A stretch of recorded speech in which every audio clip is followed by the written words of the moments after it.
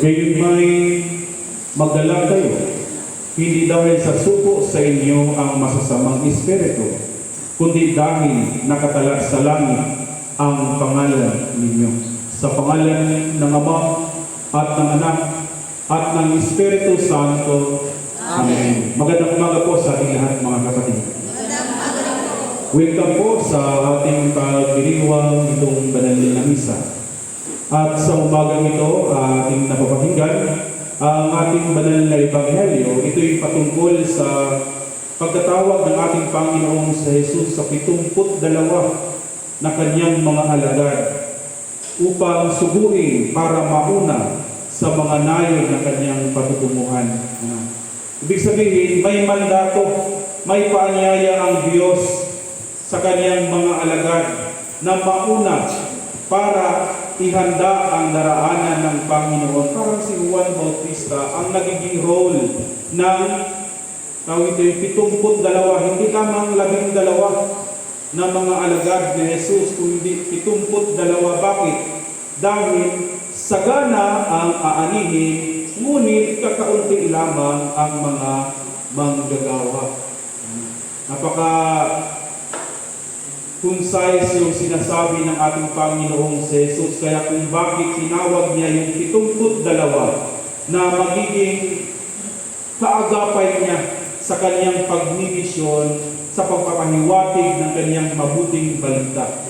Hindi lamang 12, hindi lamang 72, kundi sa lahat na narito ngayon, tayo'y inaanyayahan ng Diyos na mauna sa kanyang patutunguhan upang ihanda ang landas ng ating Panginoon. Dahil kung ang banal na ebanghelyo, noong unang panahon pa ito, at tayo ngayon ay hinihikayat ng Diyos na mag-step up sa buhay natin bilang mga Kristiyano. Ibig sabihin natin, pag tayo mag-step up, from ordinary to extraordinary. Ibig sabihin, sa simpleng pakikinig, kinakailangan mag-level up na tayo. Hindi lamang nakikinig, kundi isinasagawa na rin natin yung ating, kung ano yung ating napapakinggan. Kung ang 72 ay inuutosan ng Diyos na isagawa, ipamalita ang mabuting balita, naway sa ating pakikinig ay makikita ito sa pamamagitan ng ating mga mabubuting gawa. Ngunit, in reality, ay merong kaya hindi natin mahirapan tayong magsagawa sa iniutos ng Diyos dahil meron tayong doubt. Meron tayong pagdududa sa ating mga sarili. Ano ba yung mga pagdududa na pumapasok sa ating mga sarili? Unang-una, minsan, ang akala natin, hindi natin kaya. Nahihiya tayo. Diba? Yun ang magiging hindrance. Kaya kung hindi natin na isasagawa ang kalooban ng Diyos, nahihiya tayo. Baka akala natin wala tayong karapatang ipamahagi ang mabuting balita. Pero naway hindi ito ang siyang magiging dahilan. Hindi ito naway magkakaroon ng lakas ng ating kalooban upang pagsikapan natin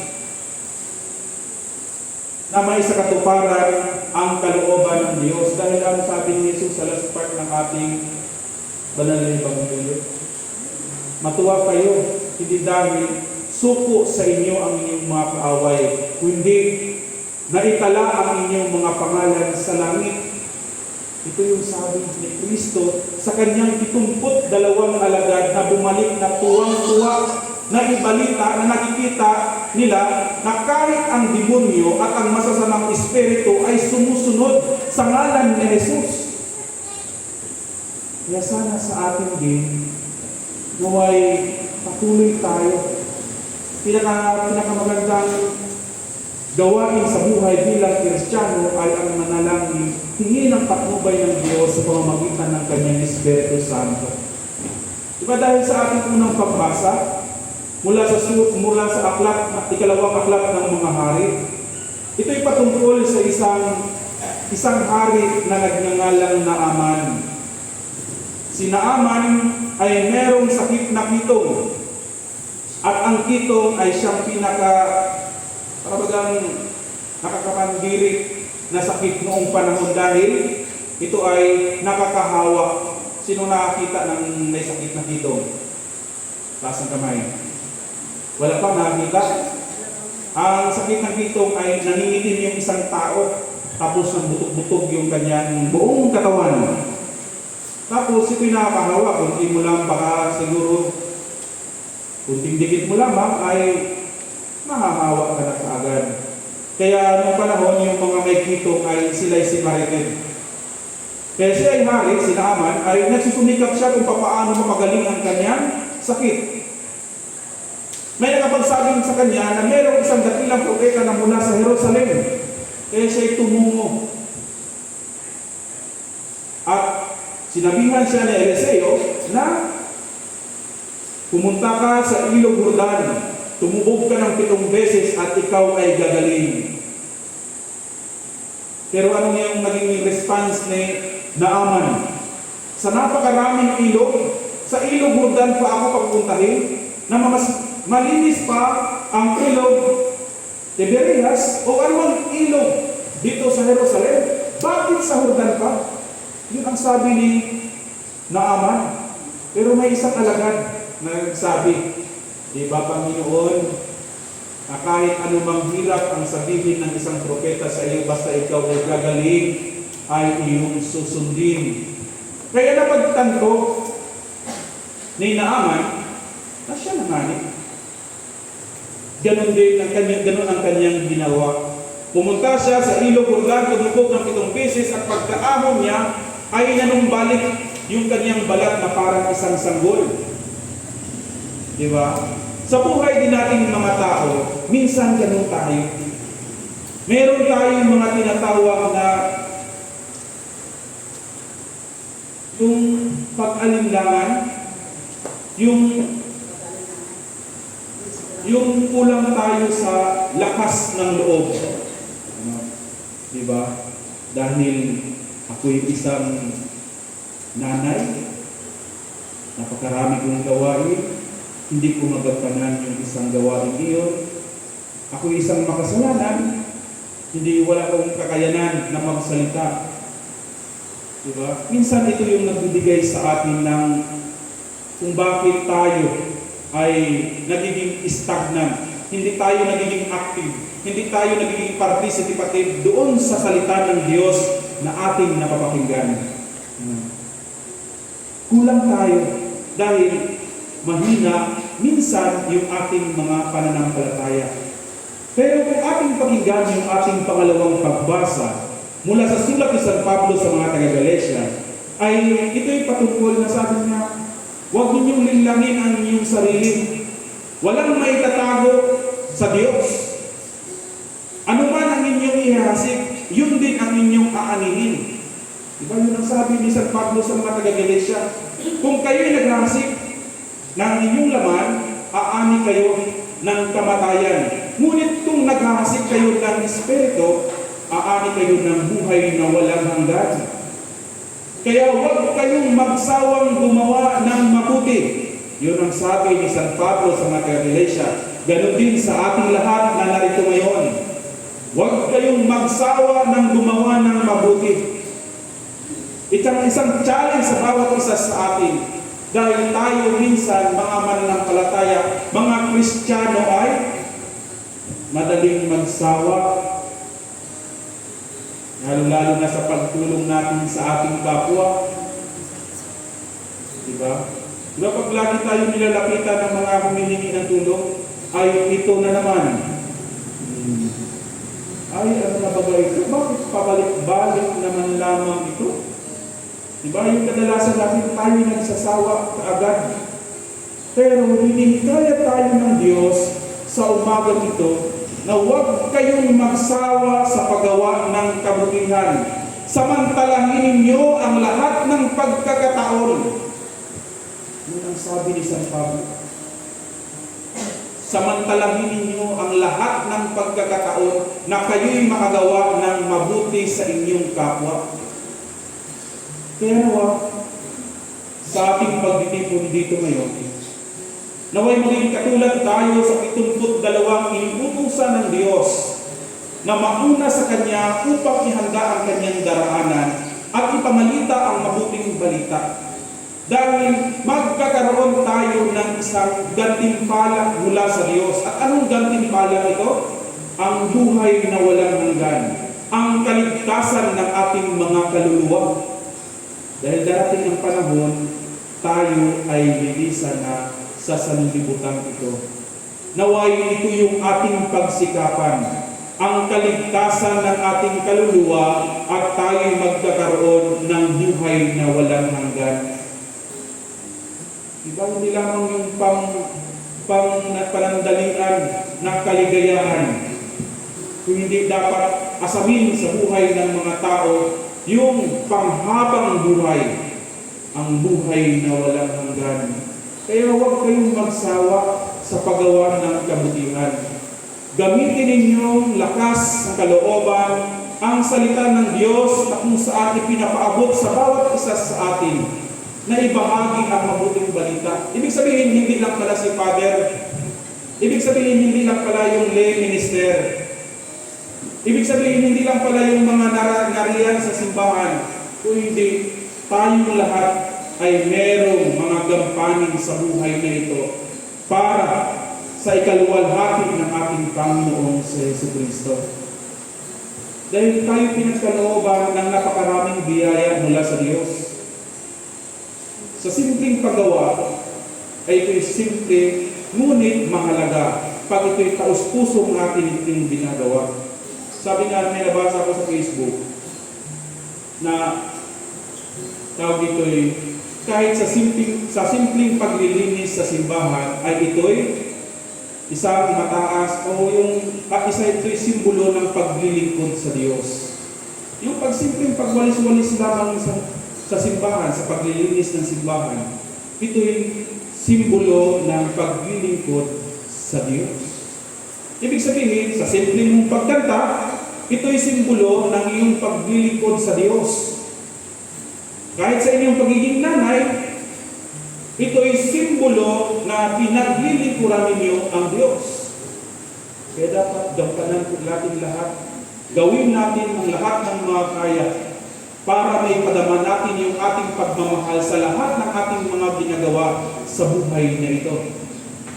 Kaya kung kayo'y kumakanta, kung kayo'y mag-acquire dito sa simbahan, welcome po kayo lahat. Hindi huwag nang sabihin na, hey Father, ako'y nahihiya kaya dahil ako'y sintonado. Bakit maganda naman kayo, magaling naman kayo kumanta sa mga videohan? Diba? Malabang magkanta, pero bakit sa simbahan, nahihiya ba yan ang Father? Kaya pag may mga activity sa simbahan, sige, magsayaw yung hupit. May intermission yung mga hupit, sumayaw. Father, hindi ba yan ako marunong masayaw? Pero pagdating doon sa pistahan, may sayawan, hala, tuto! Ay, Diyos ko po, ano? Di ba? Dahil minsan ay hindi natin alam kung ano yung dapat natin gawin. Bakit tayo mahihiya sa Diyos na ihandog natin yung mga kanyang kaloob sa bawat isa sa atin? Diba? Kung binigyan ka ng isang napakagandang boses para kumanta, huwag lamang sa videohan. Gamitin mo itong magandang boses mo para purihin ang Diyos sa loob ng simbahan sa bahay panalangin. Kung binigyan ka ng talentong sa pagsayaw, huwag lamang sa sayawan tuwing fiesta. Pwede gamitin mo ang lahat para maipahayag sa pamamagitan ng pagsayaw para sa Diyos. Diba? Dahil kinakailangan tayo na magiging participative doon sa inuutos ng Diyos sa atin dahil ang 72 ay inuutosang mauna para ihanda ang daraanan ng ating Panginoon. Pero hindi dapat tayo. Hindi kayo simpleng miyembro sa simbahan ito. Hindi kayo yung napaka-mahalagang miyembro sa simbahang ito. Nanaway, mag-step up nga tayo from ordinary to extraordinary. Sa simpleng pagsimba, magiging aktibo sa lahat ng gawaing pangsimbahan. Kung ikaw ay nahahanay sa mga kalalakihan, magiging participative ka sa mga kalalakihan. Ano mang gawain ng mga kalalakihan? Sa mga nanay, gawin mo ang lahat para kayo'y makatulong sa gawain mga pangkaranayan. Kung kayo'y nabibilong doon sa mga kabataan, gawin ninyo ang lahat para maipakita ninyo na kayo'y kasapi sa mga kabataan. Kaya gawin ninyo ang lahat. Huwag kayong magsawa ng gumawa ng kabutihan. Diba? From ordinary, naway tayong magiging extraordinary manggagawa ng ating Panginoong Diyos. Kaya sana sa lahat na narito ngayon, naway gamitin natin yung pagkakataon ito na sinugo ng Panginoong Diyos ang 72. Naway ikukonsidera din natin ang ating mga sarili na tayo'y sinugo din ng Diyos upang pamalita ang mabuting balita sa ating mga kapwa. Sagana ang aanihin, ngunit kakaunti lamang ang mga manggagawa. Pakatandaan po ninyo, kung ano yung inyong itinanim dito sa sanlibutan, yun din ang inyong aanihin sa kabilang buhay. Kung nagtanim kayo ng mabuting bagay at mabuting asal dito sa sanlibutan, sigurado kayo'y aani ng gantimpala na mula sa Diyos pagdating ng buhay sa kabilang buhay. Kaya sana sa ating lahat, hindi huli ang lahat. Simulan natin ngayon, ipalaganap natin yung mabuting balita. Sa simpleng topic, lahat magsimba tayo. Sa simba, tara na, maglinis tayo. Tara na, magsumba tayo. Diba, yung mga wupik, anong ganda ng aming meeting ng nakaraang linggo. Talaga, sabi ng mga wupik ay, Father, ipagpatuloy namin yung aming pagsumba tuwing Sabado ng 1:00 o 3:00 ng hapon. Sabi ko naman, ganda pala ito at makasumba lang.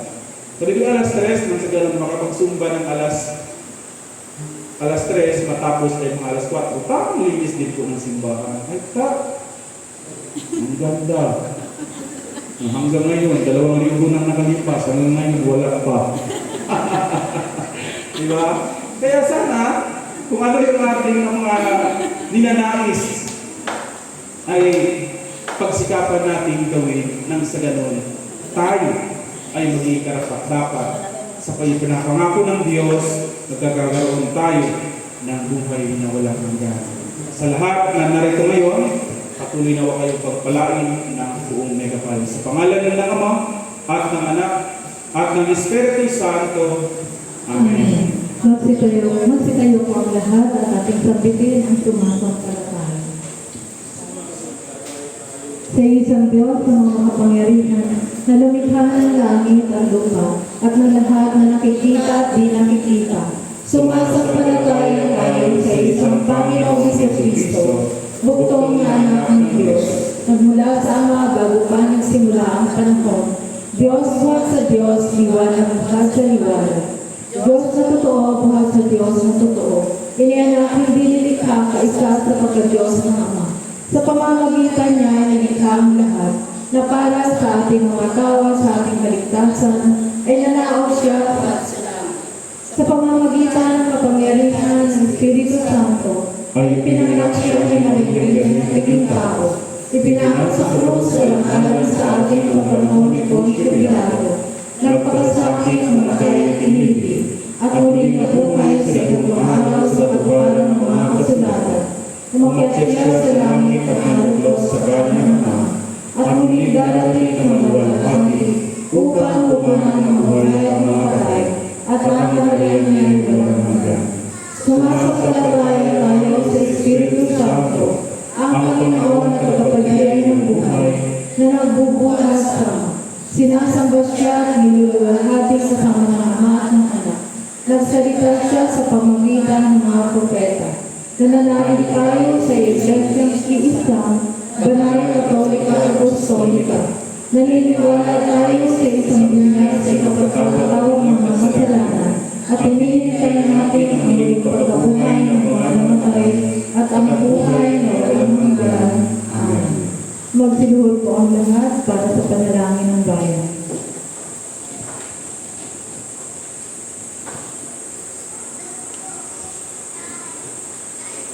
Nalangin tayo para sa buong Santa Iglesia ni Hesus Kristo at sa lahat ng tao ayon sa kanilang pangangailangan. Sa bawat panalangin ang atin pong itutugon, Panginoon, pakinggan mo ang aming panalangin. Atin pong ulitin. Panginoon, pakinggan mo ang aming panalangin.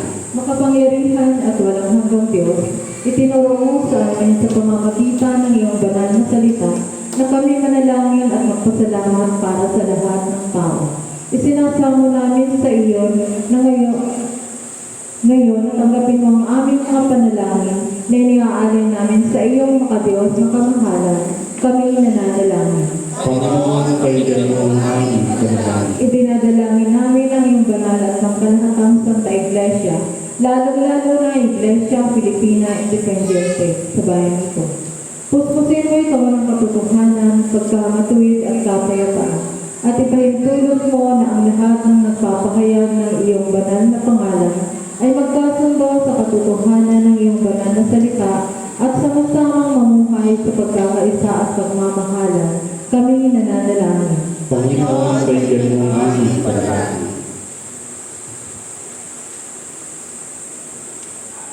Pagkalooban mo ng biyaya ang nasa langit, ang lahat ng obispo, pari at diakono, lalong-lalo na ang aming obispo Maximo na si Joel Corlares, ang aming obispo Diocesano Arnold Damayan, at ang aming pari ni si Reverend Father Randy Madhos, sa pamamagitan ng kanilang pamumuhay at pagtuturo, ay maipahayag naman nila ng buong katapatan ang iyong tunay at nagbibigay buhay na salita at mapangasiwaan nila ang iyong mabanal na sakramento. Kami nananalangin. Panginoon, pakinggan mo ang aming panalangin. Isinasamo namin pagharian mo ang mga puso ng lahat ng namumuno sa pamahalaan sa bayan ito at sa lahat ng iba pang bansa.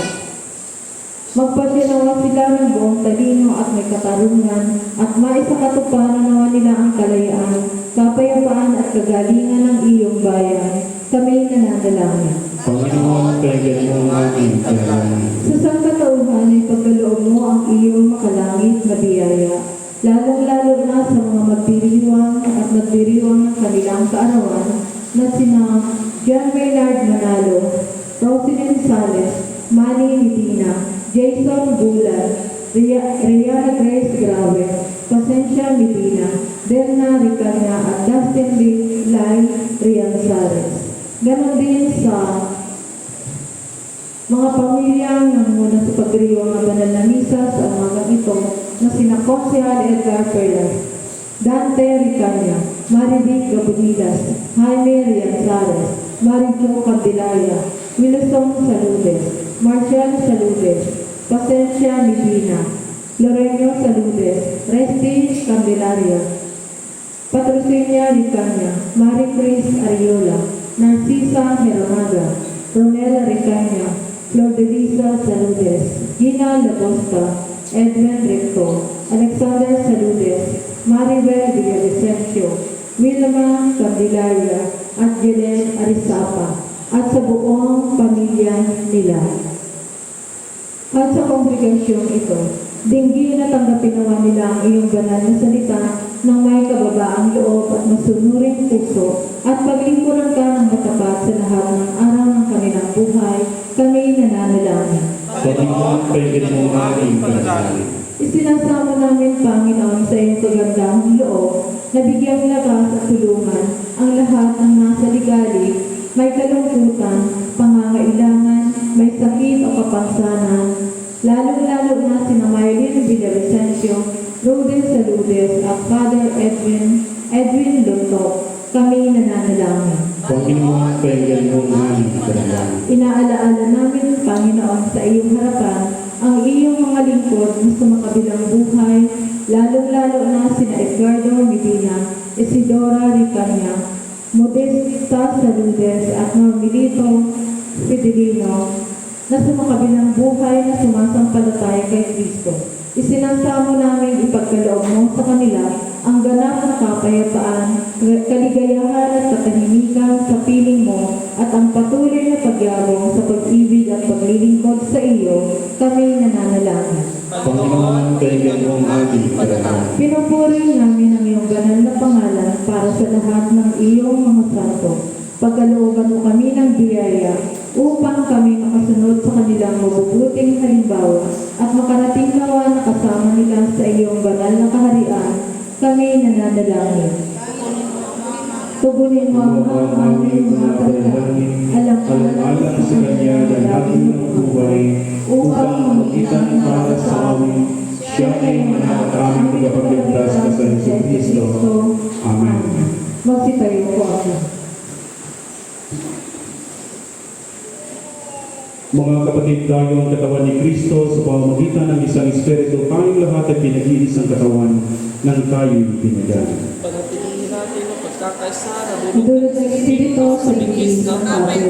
Lagi namang sumainyo ang kapayapaan ng ating Panginoon. at sumayin. Magpatiyan po tayo ng kapayapaan sa bawat isa. Peace be with you. Peace be with you. Peace be with you. Peace be with you. Peace be with you. Ibigay sa Panginoon ang karangalan na harapat sa kanyang pangalan, magdala ng alay at pumaroon sa kanyang harapan. Magsiyo po ang lahat at ating ihanda ang ating mga sarili